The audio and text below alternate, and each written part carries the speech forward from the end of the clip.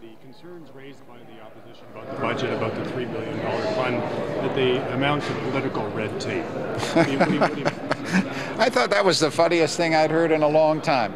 We passed the budget last week. Did anybody notice? We passed the budget. They have a budget because I voted to pass the budget. We have done everything we can to get the money out the door quickly. He actually said in the Brampton speech that we're holding up the estimates. He hasn't filed the estimates yet. We can't vote on stuff that hasn't even been filed yet. So it's a comic spectacle, but it's a spectacle of misrepresentation. At the end of, and he's even running against the coalition. I don't know whether you noticed that. He's running against the coalition because he'd rather run against the coalition than run against what he actually has to deal with, which is the Liberal Party led by Michael Ignatieff. So let me just make it clear.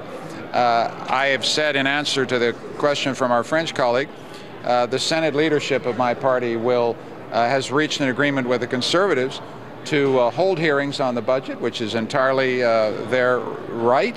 And they have undertaken to make sure that the budget is reported on the 26th or 27th, so that there will be literally no delay, repeat, no delay, from the Liberal Party of Canada in getting needed stimulus to Canadians. The Prime Minister was in Brampton. Brampton lost 1,100 Chrysler jobs in 2007. ABC Plastics is closed. Siemens is closed. He's on a conservative planet off in outer space as far as Brampton workers are concerned. He's telling us that the crisis will be over in 2010, and I sure hope he's right.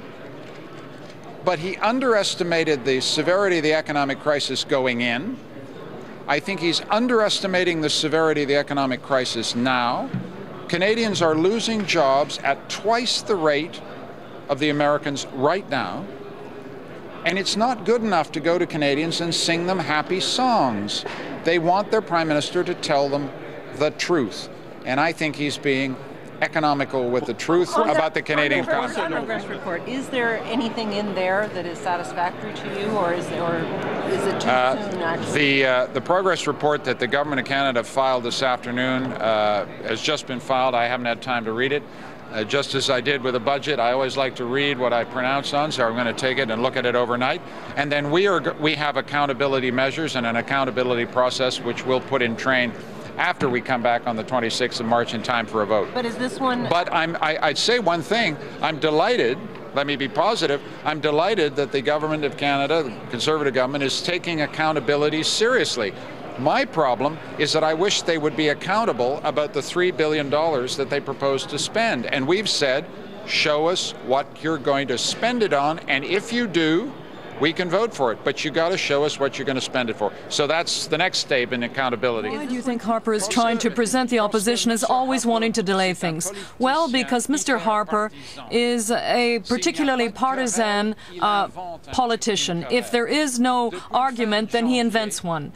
Since the end of January, I have been working to get the money out, the money that the Canadian economy needs. That's the first point. And if there is no coalition, and there isn't one, then he invents one to fight against it. That's Mr. Harper's style. That's all I can say.